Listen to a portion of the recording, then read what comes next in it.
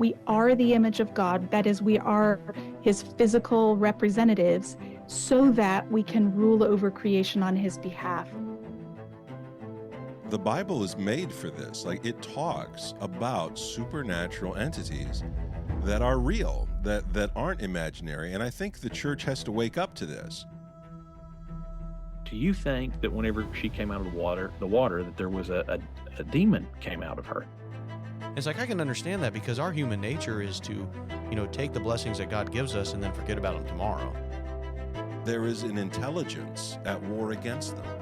And I think what I'm suggesting is that there are still intelligences that we're at war against. I really like what Dr. Michael Heiser said a lot, is that God's desire is to dwell with mankind forever.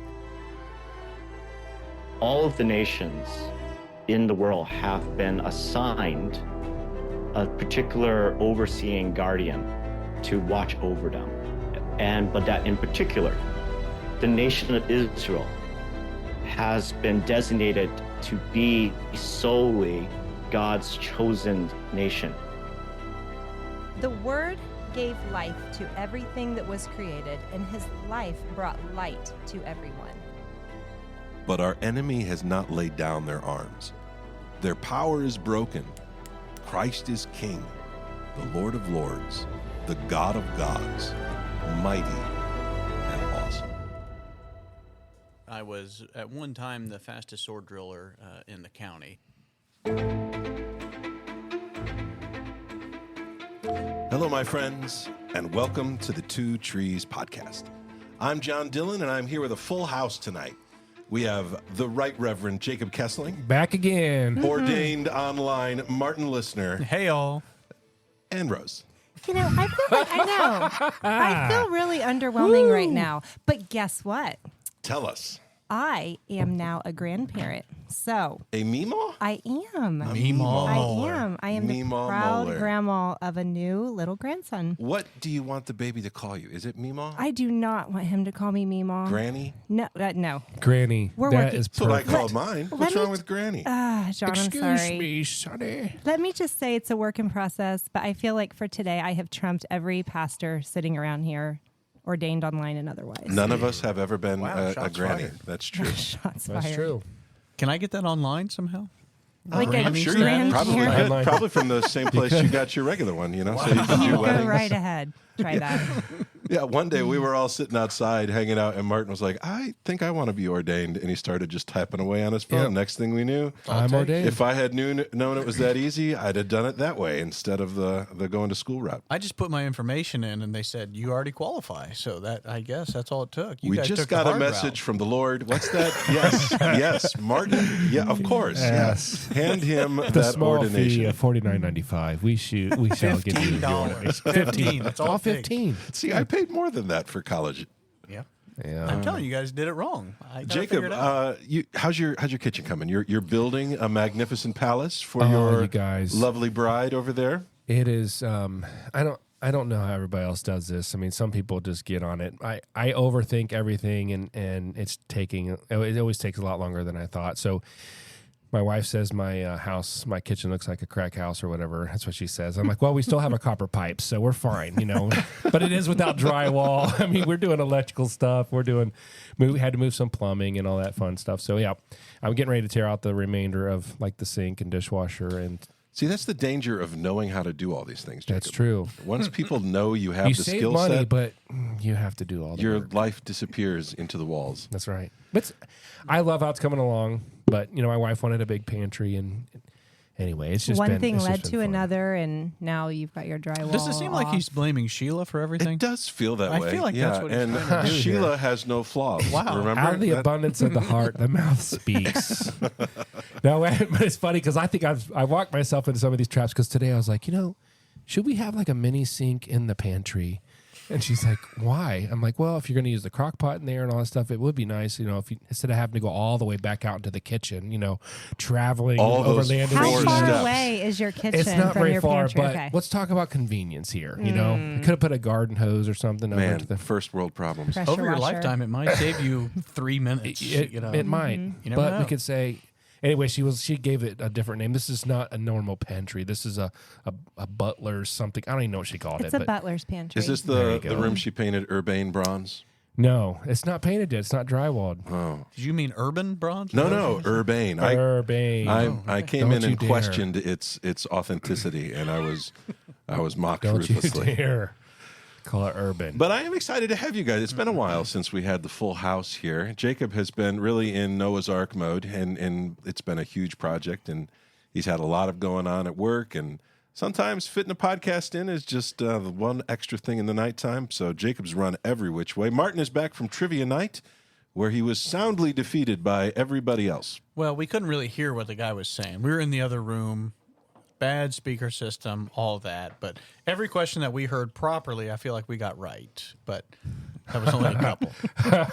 yeah, I feel think that's strongly. called don't think I losing. understood that still, question. No, we had a lot of fun. It was great. It was a great time. Nah, so I'm excited to have you guys all here. We're continuing our look at the golden calf incident in the book of Exodus. And last time we did a lot of introduction. We talked about where exactly they are. We talked about the Nephilim connections. We talked about how Moses had gone up the mountain, which was a very frightening thing. The Lord was thundering, and they were hearing the supernatural host moving around on top of the mountain, that there was smoke and fire.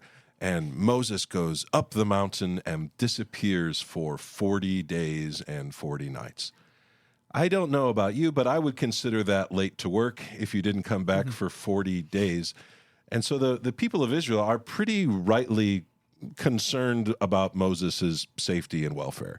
He's a goner. Yeah, he's dead. He's gone. He went up there and he tried to do this new thing, the representation of God to a man. He broke the idol system. He's doing things this newfangled way, and apparently it ate him. Whatever was going on up there devoured him, and he's gone. And so they are really worried about this, and they're trying to get control of the situation. They're trying to figure out, okay, what do we do now? And so the question then becomes, and I think it's important to remember, where exactly are they? They're not just on a spiritual journey. They're not just on like a church camp trip or a men's prayer breakfast kind of a thing.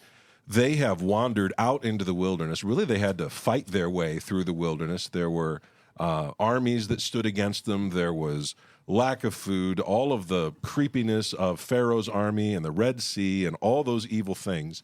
And they have been led through a series of supernatural, miraculous events to a mountain in the wilderness. But we don't exactly know where this mountain is. A lot of people have real strong opinions about this. Some people think it's in Saudi Arabia. Some people think it's on the Sinai Peninsula. I fall in the I don't know category. But the Bible does give us some information about it, and we read those last week about a place called Edom and Seir. And it's a land that's connected to the giant clan. So wherever this is, it wasn't just that God found a really holy place out in the wilderness. It's as though God looked around and thought, where's the least likely place that they would expect to find me, the God, the Lord of hosts, to come down? And this is that territorial gods kind of a thing, territorial spirits. The Lord came down and invades the space. And he comes down mighty and awesome, a cloud of glory, and the Lord says, nobody come near the mountain or you'll die. This is a dangerous place. This is Eden returning to the earth. And they must have viewed this as pretty much the end of the world, the same way we would view the second coming of Jesus. They haven't been given the prophecies. They don't know all this stuff is coming. And they must have been looking at this as the end.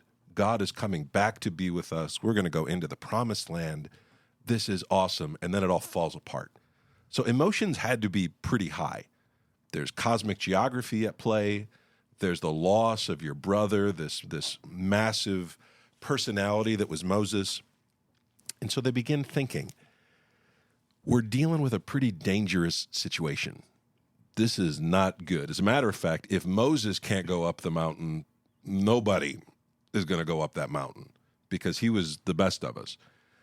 Aaron doesn't even volunteer. Like, I'll go up there and check and see if I can find him. Like, Aaron is like, yeah, I got a sister.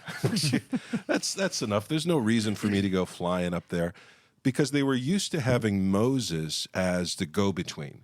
He would speak to God, and he would bring the message back from God to the people. He did this for Pharaoh. He did this for the people. But that's very unusual. The world that they were used to had a group of people called priests that did this. It wasn't just everybody whose job was to go about this. There were people who were trained in dealing with the supernatural.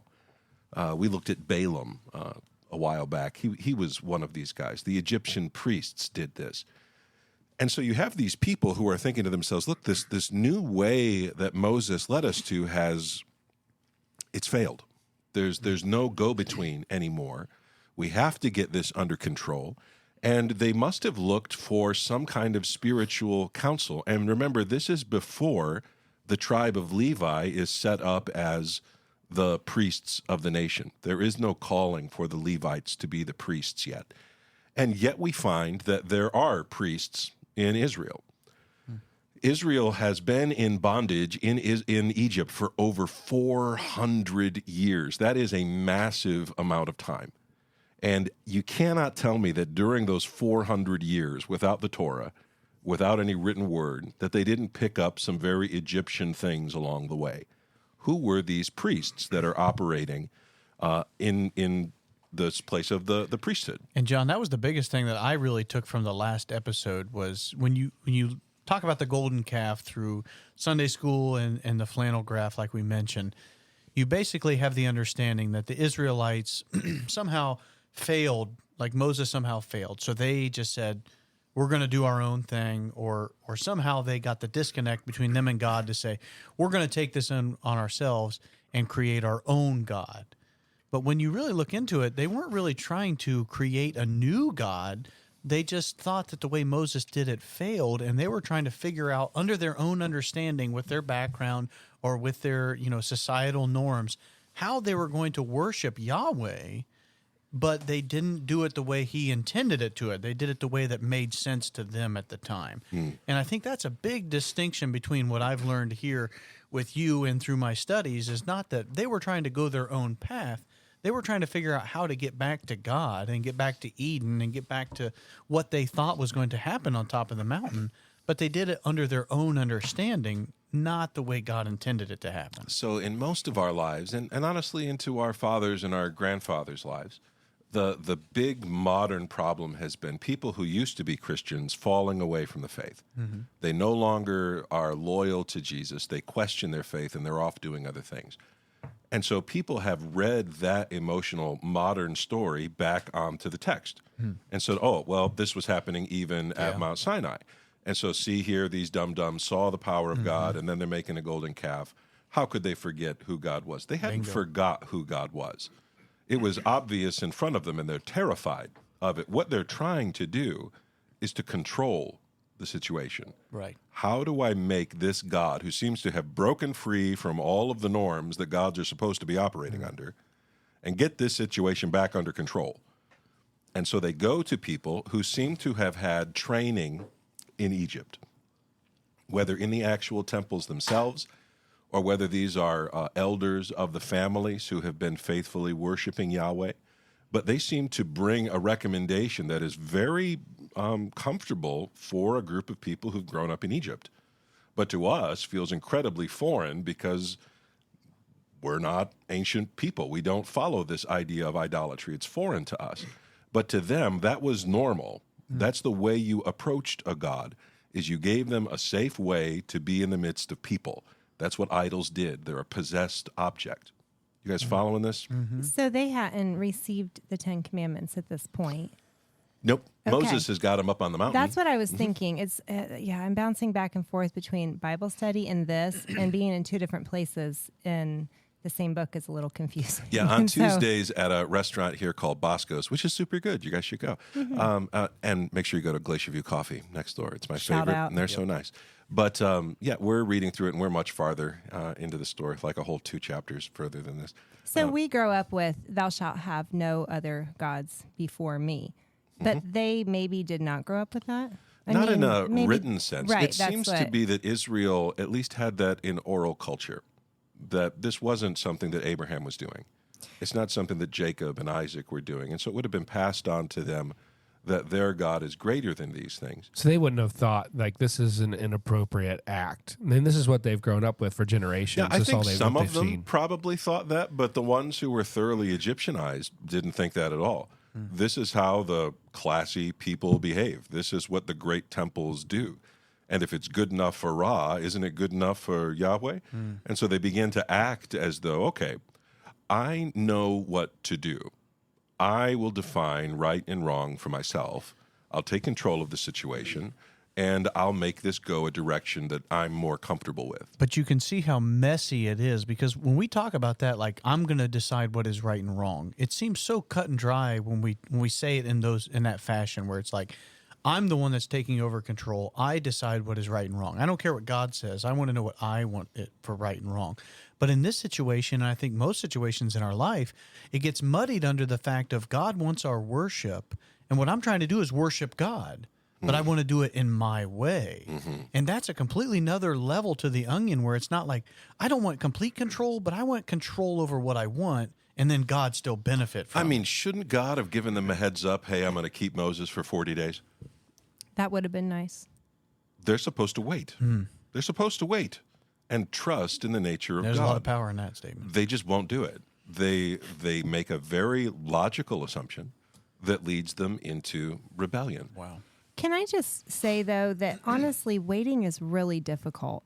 I'm not excusing them or their behavior, and I know that their behavior and their punishment is a testimony to all of us who come after.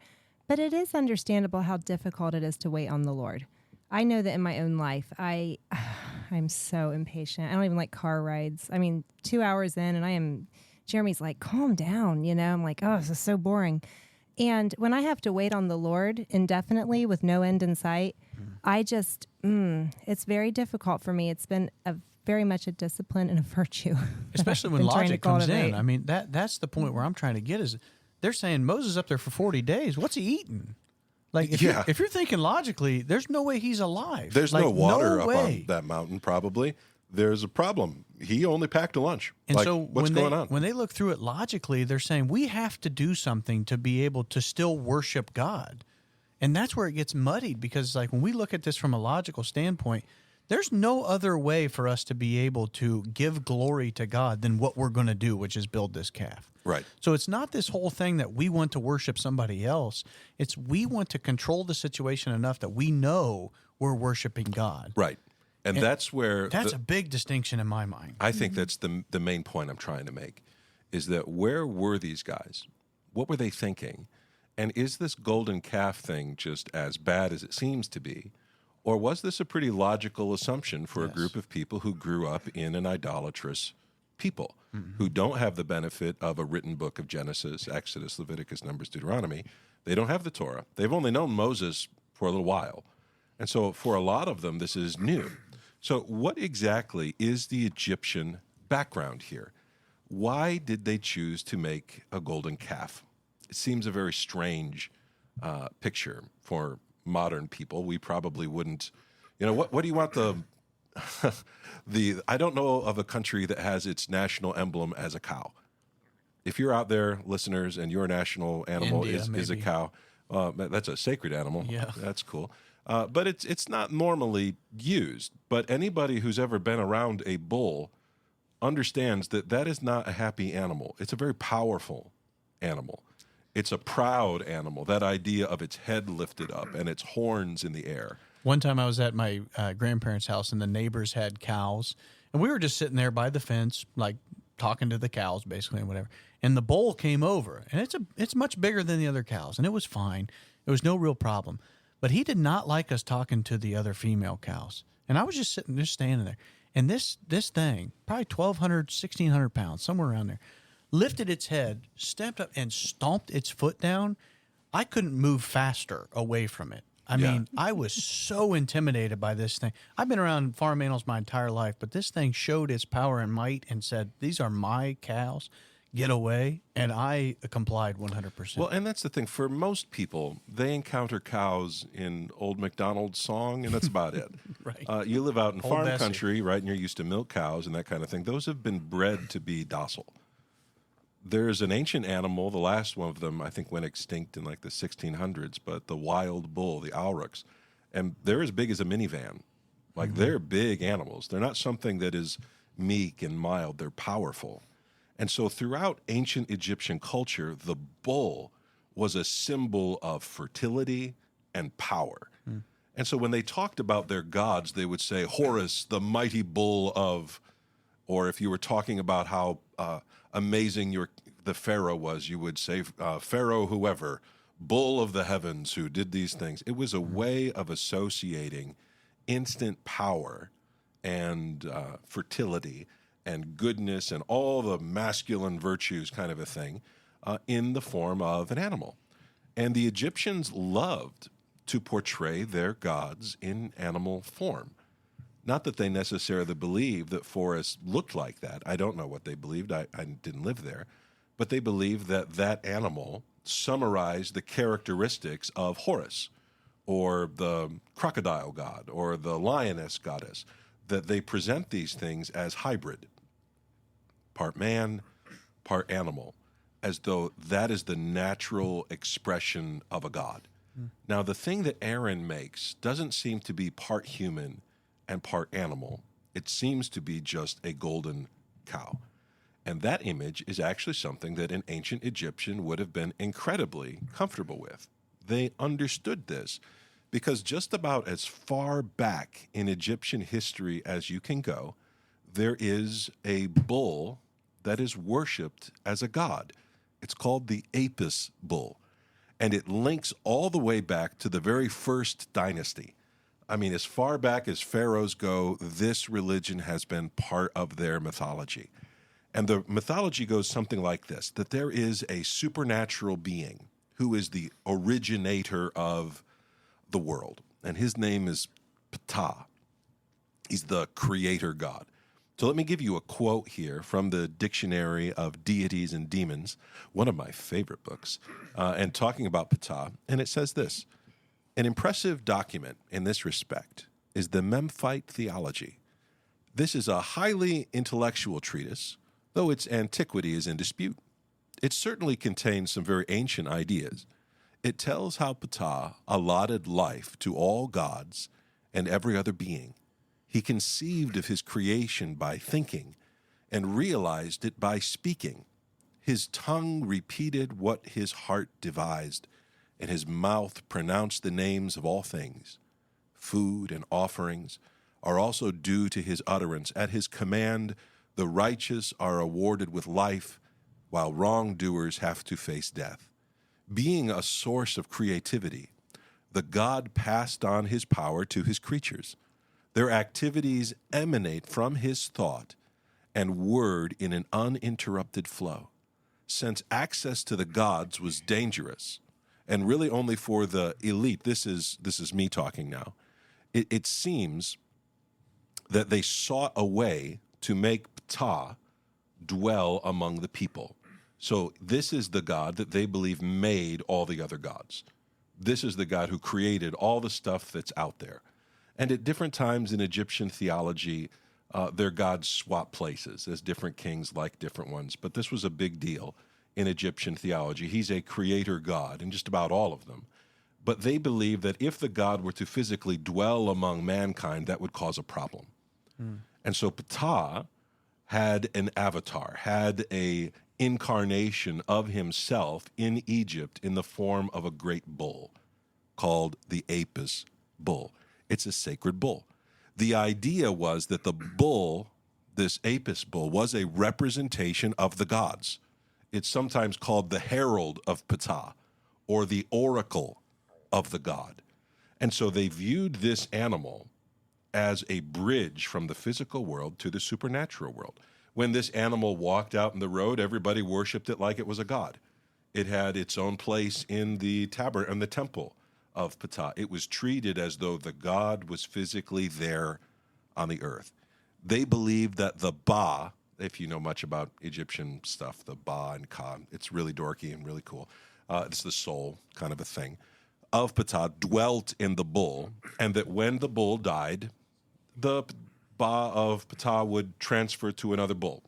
And they would actually mummify the old bull and bury it in the temple in something called the Serapeum, which you can go there if you want to and look at all the different bulls that died. And so they're viewing this as a living God. You want to see the God? He's right over here. What's he look like? He looks like a bull. The creator God is with us. You want to see, you can talk to the bull, and it's like God is physically listening to you. He's right there. And this was something that Egyptians were super familiar with. If you wanted to make a representation of the creator God who spoke the world into existence, he looked like a cow. That's what they grew up with. Everybody knew this story. Everyone was aware of this. It was a huge deal in Memphis where the Pharaoh was dwelling. So this bull was worshipped as the living incarnation of the God. And so when it died, you buried it and you went, okay, I wonder where the next one is. And they went and found the best bull around, and that's got to be, the priest would decide this is the one. So Israel has been living with this bull for 400 years. When they think about what does the God look like, a herald of the God, someone to speak to the God for us, a strong, powerful creator, a bull comes to mind. So really, it's almost a compliment to Yahweh for them to create a bull for him to inhabit. Yeah, I think they saw it that way for sure. They didn't think, he's really going to hate this. Let's make him a cow. They were thinking, you know what? Yahweh is the bull of heaven. He is greater than the Apis bull. He is greater than Ptah. And so, but the way that they thought about representing that was in the form of this great bull. And to us, we would never think that. I'm going to draw a picture of Jesus. We would use a lamb. They're going to go with the bull. This idea of picture its head lifted up, its chest all puffed out. This is a powerful animal. It's delivered us from the gods of Egypt. I'm just thinking so much as to how we do this today. Because when I originally think of the bull or the golden calf story, I always think of something else that we put in place of Jesus. Like we prioritize sports, or we prioritize our own time, or we prioritize this sin or that sin, and it becomes our God, and that's our idol. But it's almost the fact of the Israelites are trying to figure out a way to best represent how to worship God other than trying to go to God in worship. Yeah. And then I'm thinking, well, that really changes my opinion on the golden calf. And how do we do today our best representation of worship to God instead of what God truly wants us to do? And I see so many times through services and through worship, Sunday mornings and all this stuff, how many times we kind of fall short because this is the best way, quote unquote, for us to represent worship to God. And it's like, man, maybe he just wants to have a relationship with us and get to know us on a personal level the way he was with Moses up on top of the mountain. And that really changes my perspective on this whole story, is how we intellectually think of ways that logically make sense for us to worship God. And those are all golden calves that we're creating ourselves. Yeah, I like how you think, Martin. I like practical application stuff too, and I think church. But as Jesus left, he says, hey, go make disciples. But we've decided how that happens. We put together 3 sweet songs, nice little message, a poem. It's not our fault disciples aren't cranking out. That's true. I know. That's terrible. Instead of going how did Jesus do it? Yeah, so I totally relate to that. And I never really thought about, I guess I've kind of thought that maybe their intentions weren't bad. Yeah, but doesn't seem like it. Or they're ignorant. They don't know. I think a big part of this is right there. They don't know. And anyone listening to this is going to know where I'm going with this, because it connects to the tree of the knowledge of good and evil. Yeah. They don't know, but they've decided they do. But think how many times you're in that spot in life where you just don't know what to do, or you're in a waiting pattern, or you're in a season of trying to figure something out. And the only thing you know what to do is pull yourself up by your bootstraps, is to create a plan, devise something that is going to move the ball rolling into getting you closer in relationship with God. And I think that's what they're trying to do here, is Moses is done. This falls on us. Let's figure out a way to do this. And I see churches do this. I see individuals do this all the time, where it's let's get the ball rolling so we can start to worship God, so we can figure out the perfect formula. And this is my own life that I'm talking about. Let's figure out the perfect way that we can then start to worship God. And once we figured it out, once we understand the right way to do it, then God will be happy with us and say, well done, good and faithful Yeah, servant. I've been waiting for a good idea, and you've got it, buddy. Right. Thank you for fixing this for me. Yeah, and it seems like that isn't the right way that God wants it done.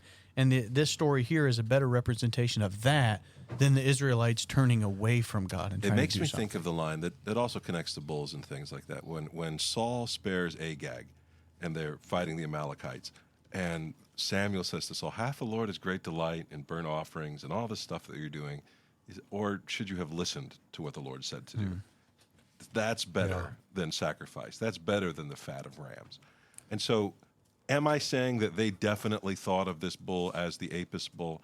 No, I'm not saying that. But what I'm saying is that the Egyptian culture had this idea in it.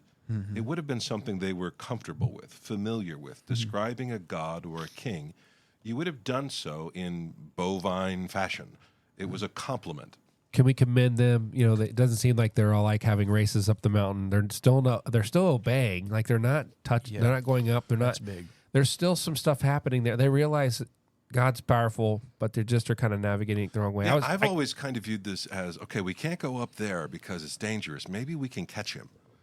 yeah, Maybe yeah. we can control Control this like a situation. firefly. Yeah, we'll Like- put him in this jar, Yeah. and this golden calf will lure him in. It won't be just a cow. We're not just going to give him a cow. We'll make a golden cow, and he'll think to himself, "Oh, that's nice. I think I will come down there." So do you think it was the fact that they wanted to control where he was going to be or be able Yeah, to I go think to so. him? Yeah, I think it has to do with that whole. I mean, they're giving an concept that we offering. see. They're giving back to God all the gifts that Egyptians gave to the Israelites Yeah. as they left. I mean, this is a beautiful thing. This is a token of thanks. And See, I don't view it as them like manipulating God, like the Babel story. Like It they, has real Babel connections. they Let's wanted him to do come. this Yeah, they wanted him to come down where they wanted and him. localize the deity. But You're it going to don't- see this a little bit more when we dig into the text. Okay. There is a group. Aaron seems to be on the more conservative side of this. But there's another group that is just like, these are the gods that drew us out of Egypt. Let's run around and live wildly. And they seem to have seen this as, now we control the situation. See, it almost seems more muddy to me in the fact of people just like the ignorant standpoint. That's kind of where I'm coming from. It's like they want to do what Yahweh wants them to do. They just don't know how to do it. And they become impatient or they become reliant on their own understanding, their own surroundings, their own Yeah. ideas. And so it's not that they want to control God or manipulate God. They want what's best for God. They want worship to God. They want to show that he is worthy of everything. But the only route that they know to take is the one that makes sense to them, the one Right, that they're but how comfortable many with. times does Scripture tell us, lean not on your own understanding? I know, Like, but be faithful, wait for me. He that waits on the Lord, he'll renew your strength. but when Isaiah it 40. seems so logical that it's impossible. Yeah. Well, that's the thing. This And is that's it. where they're There's at. a really good reason for them to give up waiting on Moses. Yes.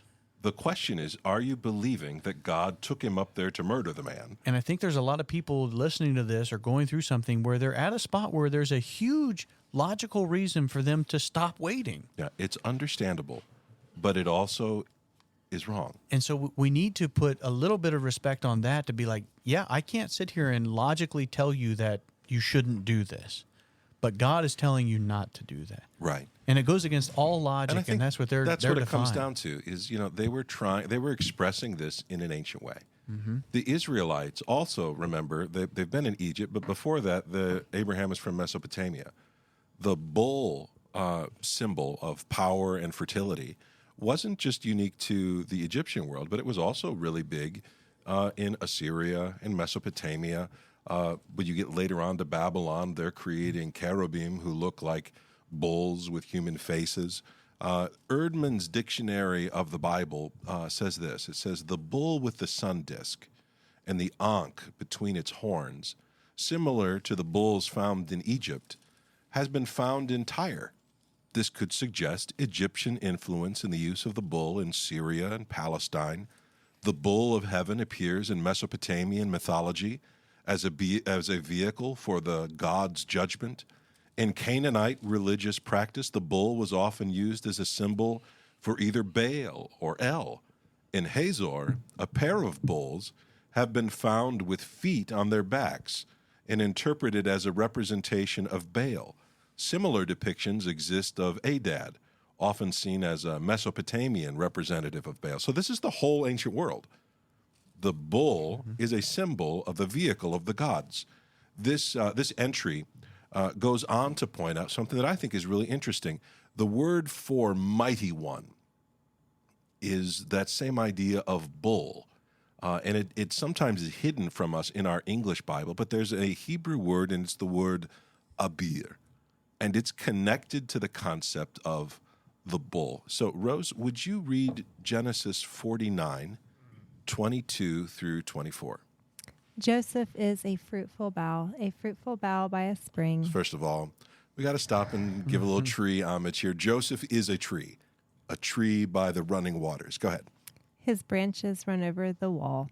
The archers bitterly attacked him, shot at him, and harassed him severely, yet his bow remained unmoved. His arms were made agile by the hands of the mighty one. Now, that word mighty one is the word abir of Jacob.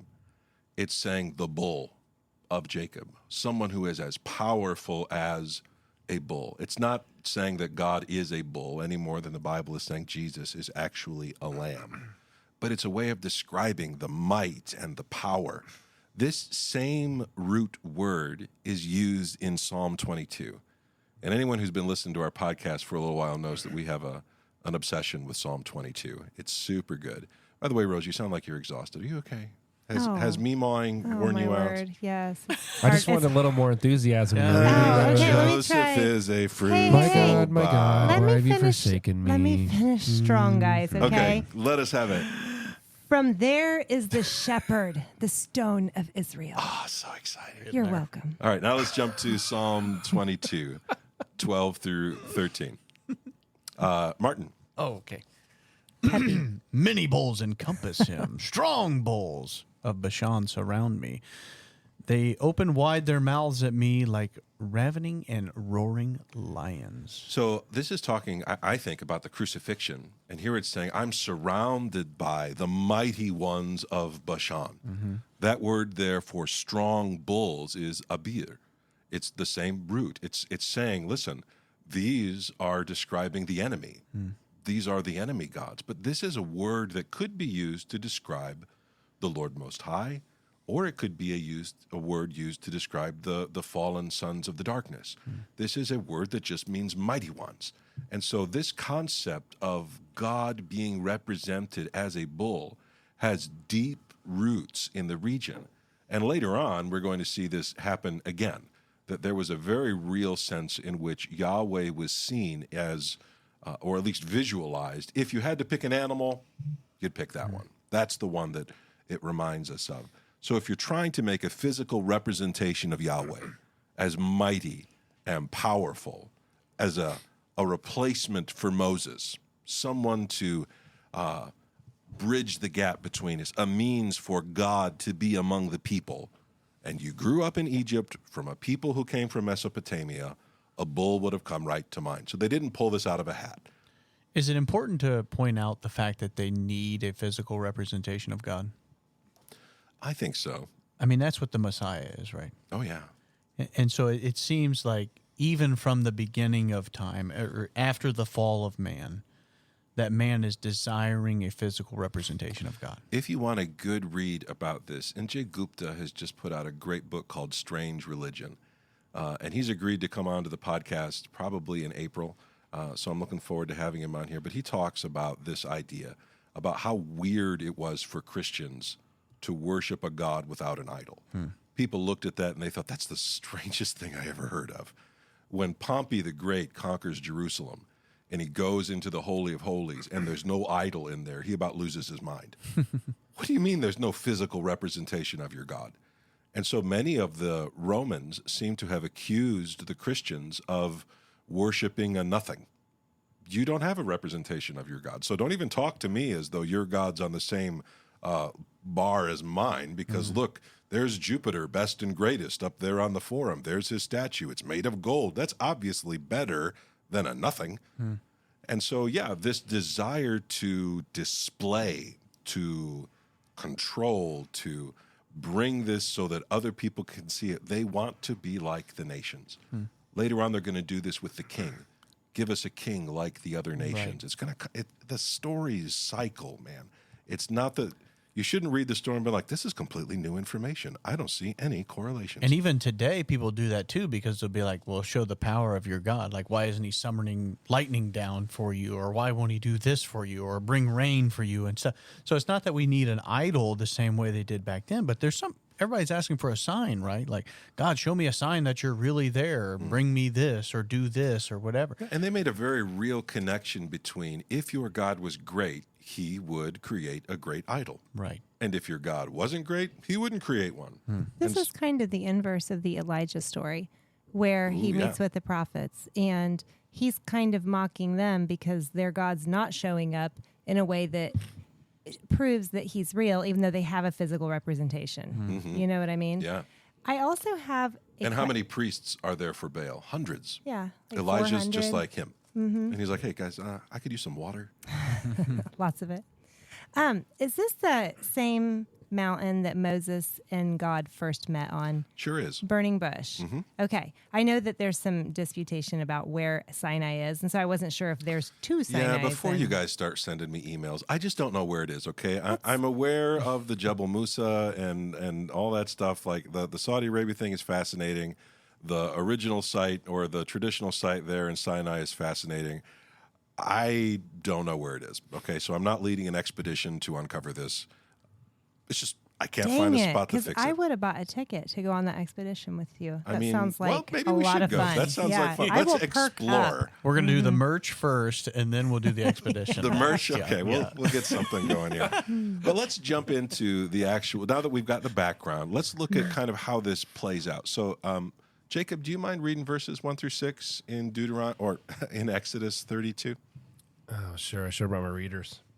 It says, when the people saw that Moses delayed to come down from the mountain, the people gathered themselves together to Aaron and said, come, let us make gods who shall go before us. As for this Moses, the man who brought us up out of this land of Egypt, we do not know. I got a cough. Thank you. You're welcome. It says, we do not know what this man, what has become of him. So Aaron said to them, take off the rings of gold that are in your ears, and your wives, your sons, and your daughters, and bring them to me. So all the people took off the rings of gold that were in their ears and brought them to Aaron. So he received the gold from their hand and fashioned it with a graving tool and made a golden calf. And they said, these are your gods, O Israel, who brought you up out of the land of Egypt. And Aaron saw this. He built an altar before it. And Aaron made a proclamation and said, tomorrow shall be a feast to the Lord.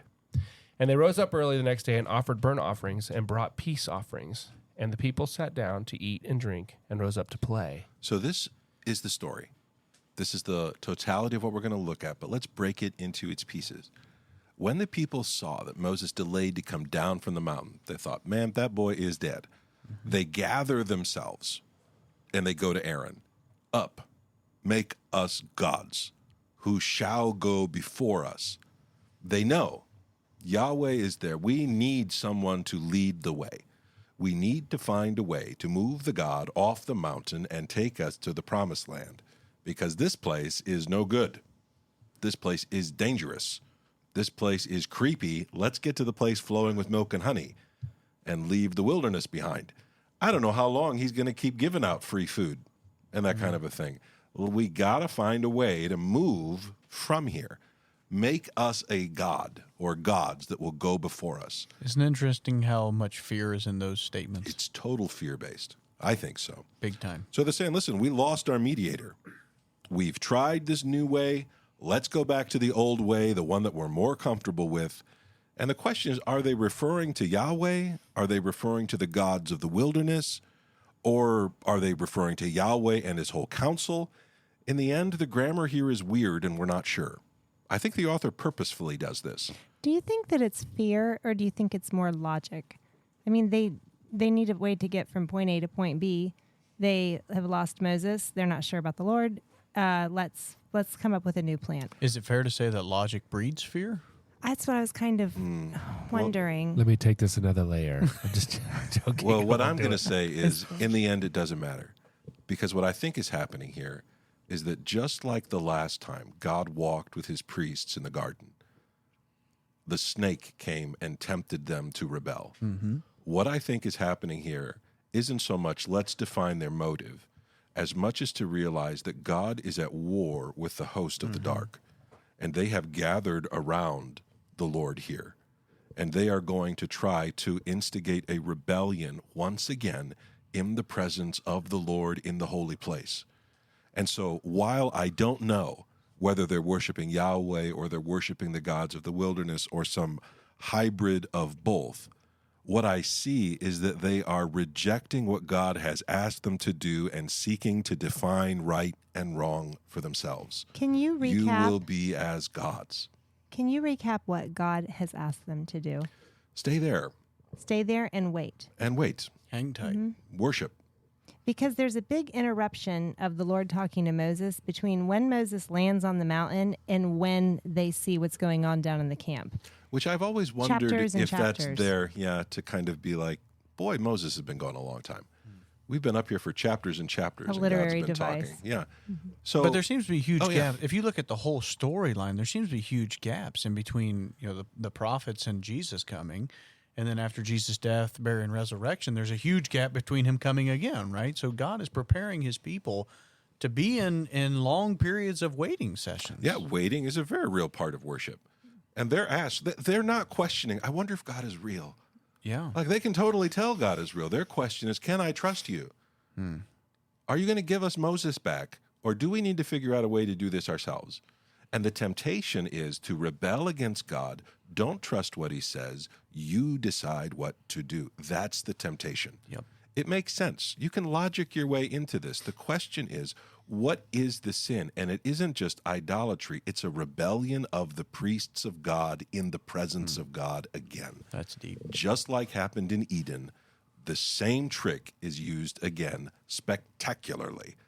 The host of darkness is there. To read this story one-dimensionally as just the human players is to miss this. God has led them out into the presence of these evil powers, and those powers cannot touch them so long as they are loyal to the Lord. But they begin to open the doors. So in this story, who is the deceiver? If this is comparable to the Eden story. No name is given, but you have to assume it's the same guy who's going to be involved in Jesus' story in the end in Revelation. It's the enemy. It's Satan. So Aaron says to them, okay, that makes sense. I can see what you want. And Moses doesn't say, let's give Moses another day. He doesn't say, oh, be faithful to Yahweh. He is a priest. So these people who come to him, they have to be pretty convincing. These have to be people that he trusts. And he says to them, take off the gold that's in your ears of your wives and your sons and your daughters and bring them to me. So all the people took off the rings of gold that were in their ears and brought them to Aaron. And he received the gold from their hand and fashioned it with a graving tool and made a golden calf. And they said, these are your gods, O Israel, who brought you up out of the land of Egypt. Aaron seems to have been filled with the same worries and the same temptation that these other people are. This is probably not every single Israelite coming out there and asking him to do this. This is a group of their leaders, probably the people who were acting as priests. Whoever brought this request to him, they were people whose spiritual advice he respected. And the grammar may be confusing here. You've got an abundance of opinions about whether this is singular or plural. But again, I'm going to suggest that both point to the same sin. To reject the word of God, take power for yourselves. Any way you look at this, the dark is rising. They are led astray and playing into the hands of their spiritual foe. Satan led Adam and Eve to do this same thing. This is a replay of Eden. That's what's on offer here. God is once again among men. And just like at Eden, the priests in the temple rebel against God and seek to make God in their own fashion. They're doing the same thing here. This has happened before. You guys with me? I'm trying not to drag my feet here. No, I was but just it's thinking important. about how there was just a judgment of the gods in Egypt, and now you have this Exodus, and you have this 40 days, and it's 50 days after, and here it is trying to regain control of the city. I mean, it's just like the enemy to do what he's doing. God has a victory. get excited, and he immediately tries to grasp back on, tries to get back in, even in the midst of the victory. And I used to always think, how on earth? I mean, God has been so real and so visible. Perhaps he hasn't spoken to everyone but just Moses, but man, you couldn't. I don't know what kind of things they saw in Egypt when they're growing up, or what Grandpa said he saw, whatever. But what they just walked through for the past, 50, 60 days or whatever the case is. Oh, yeah. It was insane. Like, so I was always like, well, how could they fashion a calf and just turn their back on this powerful God that just did all this stuff?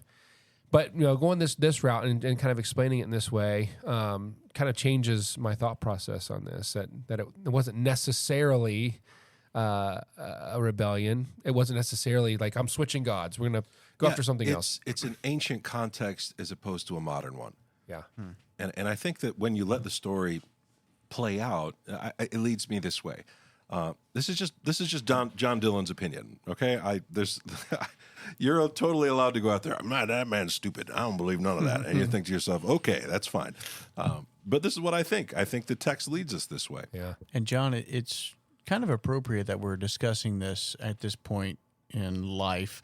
It's March, so there's March Madness going on, and we can't go an episode without me relaying something to a sports analogy. But well, my bracket is looking fantastic. if you look at the bracket in March Madness and you figure out on paper who's going to win, a 1-ranked team versus a 16th ranked team, there's no reason why the 1-ranked team is not going to win every single time. A 2 versus a 15 every single time. 3 and 14. On paper, when you look at this, it makes sense that this is going to happen. But when stuff comes in and you play the game, and the higher ranked team starts to have doubt in their ability, starts to fear the other team because they're going on a run, starts to feel the momentum shift in the topsy-turvy fashion of what it is, all of a sudden this inferior opponent seems to be something that can't be surmounted by this superior team. So the gods of Egypt have been knocked out. And how many times is Yahweh sitting there with unbreakable power insurmountable by Satan, by the inferior opponent. Sure. And when he brings in fear, when he brings in doubt, when he brings in the same thing he did with Adam and Eve, the same thing he did with the Israelites, the same thing he does with us today, the same exact thing. All of a sudden, this superior team seems like they can't surmount this inferior opponent just because there's been fear and there's been doubt that's been played into it. And it's the same old story and it's the same old thing. And yet here we are falling for the same old tricks. I said it last time, how beautiful Satan works and how he can do the same tactic time after time and somehow become more and more successful with it. So my buddy Phil is teaching through Hosea right now in Sunday school. And it's pretty much this. Israel, you've not rebelled against me because I haven't been good to you. Mm-hmm. You've rebelled against me because you guys are unfaithful in your heart. And I think if you had to look at my own life, I don't sin because God isn't good. I sin because I'm a stubborn fool. That's why. There's a way that seemeth right unto a man, and the end thereof is destruction. Preach amen. That's the Proverbs, and that's what we fall victim to, is we feel like, oh my gosh, this isn't going to work. We need to pivot, or we need to change, or we need to do something different. That's the same thing the Israelites are doing here. They're not satisfied with waiting for what God is going to bring to them, and that's such a hard topic to do, especially in the fast-paced world of today. Yeah, and I think Aaron is down with. He's like, I'm done waiting. Hand me the tools, hand me the earrings, let's go. And he starts making things, which, by the way, tells us a little bit about the Israelites. They're able, if you handed me a glob of gold and an engraving tool and were like, make a cow, I'd be like, I can't even do Play-Doh. Like, these are skilled workmen. Okay, they've been in the temples. They know what this looks like. They were the workforce for a lot of the stuff going on in Israel. They're not stupid. They're well advanced. They know how to do the same things as the Egyptians knew how to do. And so when Aaron saw this, he makes this calf, and he builds an altar to it. And then Aaron made a proclamation and said, tomorrow shall be a feast to the Lord. And they rose up early the next day and offered burnt offerings and peace offerings, and the people sat down to eat and drink and rose up to play. There is a weird connection here that I want to point out, and that's the making of supernaturally themed items out of earrings. Gideon is going to make an ephod. There's a couple weird places where this jewelry seems to be more than just, look, it's pretty. It seems to have had occult concepts attached to it. And so I'm not going to get into this, but it is a weird topic. So if you're looking for a good rabbit hole to fall down, I'd recommend that one. But what he does is he takes these things and he tries to localize Yahweh in the golden calf. Is that his motivation for building an altar in front of it? That's what they thought the altars did, is it wooed the god. This smells great. Come down here. We're inviting you. It was a very, the idea of a temple was something you smelled. We're reading through right now, Till We Have Faces. And sure. that idea, C.S. Lewis keeps talking about that there was a smell. A holy smell. A holy smell. That was ubiquitous in the ancient world. There was a smell to temples. And they thought it attracted the gods. And so the god would come and see, I see what you've done. You've made for me this beautiful thing. I'll send part of my soul to indwell this thing. They're thinking very Egyptian, which makes sense because for 400 years they've been living in Egypt. So Israel turns its back on the mountain and they institute their own rule. They reject God as their leader and they see themselves as the power. We can control this. We can turn this around if we do it our way. It's a mistake. Something else kind of to point out there is they are very willing and able to give up probably their most prized possessions, their gold, their jewelry, things that are Sure, very precious to them. absolutely. And they are A-okay with saying, take it. You know, this is nothing compared to the worship of God. And I think that's an important topic because when we're talking about, well, they just said, to heck with Yahweh, I'm going over to this guy. No, they were doing everything they could to try to stay within, the realm of God. They were trying to Or at bring least some him of them were. closer. Aaron says this is a feast to the Lord. Some of those people, because there's this element that people then rose up to play. The idea was that's never been okay with Yahweh worship. Like there seems to have been, now we've got things our own way. Some of these people may have been reaching into the darkness. Would Aaron have seen this as a chance to take on leadership? Oh, like yeah. like a Moses 2.0? I mean, I hate to speak ill of the dead, but is that what he was looking for here? Like a power move? It doesn't say. The text is very vague, and I think it's vague on purpose. You're supposed to read this and think, I'm not exactly sure what happened, but I can see the root cause of this, and it's uncomfortably close to me. It's easy for me to throw rocks at Aaron. It gets much more difficult when I realize that my house is also made of glass. And when I start defining right and wrong for myself, okay, God, I know what you said, but, or all right, God, I understand what the text says, but, and we begin trying to fix things, to do things the way that make more sense to us, and we replace the word of God with the ideas of mankind. I think that's why I brought up the logic and fear conundrum earlier, because I've always had a really fearful and anxious personality. So it's common for me to look ahead and see all the dangers, lay out every thing to not make them happen. It's very fear-based. There's not a lot of trust there. And I've prayed about it my whole adult life. But then, and people tease me about being so fearful. And then a lot of those people are more logic-based. They're like, well, that's not going to happen, right? But at the same time, I see not a lot of trust sometimes there too, not to speak ill of the living. And they also find a way to do things their own way also because they can just logic right through it. So I feel like they're both ditches you can fall into. You said, for sure. Yeah, you said earlier it doesn't really matter if it's logic or fear driving them, and it's not. But if you're looking at a story and seeing yourself in it or learning from it, there's lessons for all of us. Oh, I think that's very much true because to see this as just the story of humans is to miss the point. There is an enemy desiring to pull them away from God.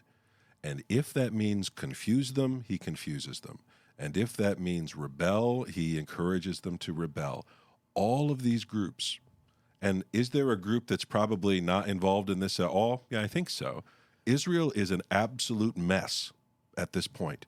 They are pulled in every direction. And it's at this point that Moses starts to come down the mountain. The Lord is going to say, things are messed up. I'm sending you back down there because it's on. I was thinking about the blessing I mean, what God asks them to do is pretty simple. And I know we all talk about boredom because we're in America. It's like, we're just so bored. But like for a people that have been working and been slaves, he's given them time to sit and be. Yeah, and to be with each exactly. other, to spend time. I'm assuming they had plenty of food. They had plenty of stuff. They could have just been together. Just wait, sit, wait. I know, but also in a good. space where people have their whole life has been defined by what they can produce. It doesn't surprise me that they're going to try to produce something because their identity is so wrapped on what they can make. That's us. Does that make sense? And and here they are trying to make something to please God, and God. Especially, I am your God and you are my people. I mean, he's already determined it's not about what you can do. And so I love that idea and that picture. But I was also thinking, there's a verse in Colossians that was popping in my head when it comes down to like them kind of pulling from their Egyptian mindset and roots. But it says, see to it that no one takes you captive through hollow and deceptive philosophy, which depends on human tradition and the elemental spiritual forces of this world rather than on Christ. And again, they had such a beautiful blessing just to sit there and just be with each other and to wait on the Lord, wait on God. Yes, they didn't know a whole lot, but man, this is the first time in their entire life and generations where they can just relax and be. That's uncomfortable. It just is. But they decided to kind of pick up a tradition. And again, I can't help, like I know Martin says this a lot, I can't help but to think that we do this too. Jesus was clear, what does he want us to do? And sometimes we try to make it so much more difficult. And so just thought this was kind of a cool lesson. But I think we kind of hit on it earlier, too, with the whole logic bringing up fear, or is it Satan? And I've had this conversation with myself and with my wife over the last couple weeks, and I think almost the best tactic of Satan is just to leave us alone sometimes. Just say, go about your own devices. Yeah, leave it to your own devices. And then all of a sudden you're going to start, doing stuff that you're not supposed to do because somehow, some way we have this, inert ability to have to do something at all times. And that's kind of what you're hitting on there. Yeah. Why can't we just sit in the glory of God? I mentioned it a couple weeks ago when I was preaching, I'm praying and I said, God, we claim we want to be with you forever in eternity. And yet we can't just sit with you for 5 minutes. It's like, how can we go to heaven and be with you in all of your glory and be happy doing that when we can't make ourselves sit still with you for 5 minutes, an hour, a day, a year, a lifetime? We can't sit here for 60 years. How are we going to do it for an infinite amount of time? And it's such a profound thought to be like, why can we not be satisfied just being with God? And this is, I think, what the Israelites are falling captive to. And if you're Satan, you're just like, perfect timing. Let them do whatever they want. I'm going to sit back and watch them destroy themselves. Again, there's a way that seems right unto a man, the end thereof is destruction. There's a way that seems right to God, which is being in communion with him, being in relationship with him, and just being able to be there, to just obtain the holiness of God by sitting there with him. And that's something I struggle with immensely. How can I just sit and do nothing and be 100% satisfied with it? Yeah. And it's because God is there showing his glory to me. It's not what we want. Oh, I wish it was. I wish it was. We say, what would you want? Well, I want a deeper relationship with God. Well, okay, that's awesome. And then you start describing to people how to get it, and they're like, yeah, I lied to you. I don't really want that. Is there a quick, easy version? Can I fast forward to that? Is there a microwave version? But that's what it comes. This is spiritual warfare. That's just what this is. Mankind is in rebellion. The host of darkness is in rebellion. They have just done something real dumb and threw open the doors. And if something did come and indwell the calf, it was not Yahweh. Wow. There is some real creepy stuff going on, and it's going to result in a war. That's what's at play here. And so I hope that you see this story a little bit deeper than you did before. We're not knocking logic. You should be super logical. But it's not logical to go against God's will because God is great and mighty. He's the God of gods, the Lord of lords, mighty and awesome.